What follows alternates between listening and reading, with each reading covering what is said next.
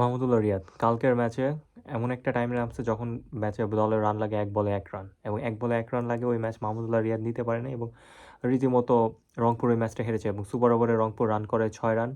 Easily Tanzid Tamim, Rajshahi ওয়ারিয়র্সের Tanzid তামিমে 3 বলে 10 run করে মুস্তাফিজের এগেনস্টে 3 বলে 10 রান করে তারা ম্যাচটা জিতে যায় এবং পুরো ম্যাচটার আসলে দায়ভার দেওয়া হয় আসলে মাহমুদুল্লাহ, এবং দেয়ারই উচিত। এই ধরনের এত এক্সপেরিয়েন্স একটা ক্যাম্পেইনার মাত্র 1 বলে 1 রান নিতে পারলো না, এরকম একটা ইন্টেন্স মোমেন্টে এসে এই নিয়ে সমালোচনার ঝড়, এবং আজকের ম্যাচে সেই জবাবটা দিল মাহমুদুল্লাহ।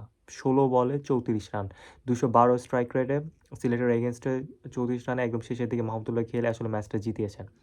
তো এই ছিল মাহমুদুল্লাহর একটা কাইন্ড অফ কামব্যাক বলা যায়। যদিও কামব্যাক এই ম্যাচটা দেখে আমার 2016 সালে ইন্ডিয়ার এগেনস্টে যে আমরা টি-20তে 3 বলে 2 রান লাগতো, ওই ম্যাচটা আসলে আমরা 2 বলে 2 উইকেট হয়ে দিয়ে আমরা আসলে একদম ম্যাচটাকে যে হেরে আসছে ওই কথা মনে পড়ে। দুই ভাইরা ভাই মুশফিক এবং মাহমুদুল্লাহ দুইজনই ওই ম্যাচে ছিল এবং দুইজনে আসলে রীতিমতো বাংলাদেশের পুরো ম্যাচটাকে ডুবাইছিল।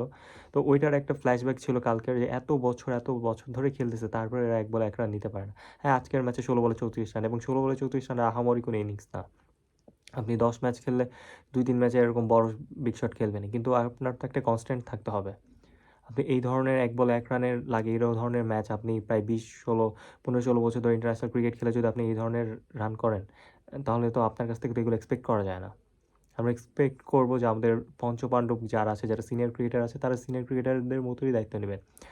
লাস্ট এই সিজন মুশফিকুর রহিম খুবই ভালো খেলতেছেন, কিন্তু আসলে মাহমুদুল্লাহ রিয়াদে এখন ওইভাবে নিজেকে মেলে ধরার সুযোগ পায়নি, যাওয়ার পর 2-1টা ম্যাচ পেয়েছে। লাস্ট ম্যাচটা হতে পারতো খুবই সিম্পল একটা ম্যাচ, 1 বলে 1 রান, এটা 10 উইকেটের ব্যাটসম্যান থাকলে হয়তো জিতে যাইতো।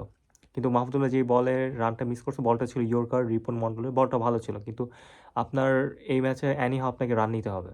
আর আপনি ইয়র্কার বলটা আপনি ফুল টাচ করে ইউজ করতে পারতেন, কিন্তু আপনার মাহমুদুল্লাহ রিয়াদের ইন্টেনশনই ছিল কিন্তু ডিফেন্ড করা, ডিফেন্ড করে একটা রান নিবে। তো ওনার ওই ম্যাচটা দেখলে বুঝবেন যে ও আসলে 1 বলে 1 রান নেওয়ার ম্যাচটা 1 রানই উনি ডিফেন্ডই করছিল, উনি ছিলই যে আসলে কোনো মতে ঠ্যাক দিয়ে রানটা নিবে। তো এরকম ইন্টেনশন থাকলে ম্যাচ জেতানো যায় না। তো যদিও আজকের ম্যাচে উনি খুবই ভালো পারফর্ম করছেন, এটাকে কামব্যাক বলবো না কি বলবো আমি নিজেও জানি না। আপনারা যারা খেলা দেখছেন তারা প্লিজ কমেন্ট করে জানাবেন, এবং আমার চ্যানেল যদি নতুন হয়ে থাকেন, আমার ভিডিও যদি ভালো লাগে থাকে please do subscribe and share my channel with your friends. আসসালামু আলাইকুম, বাই।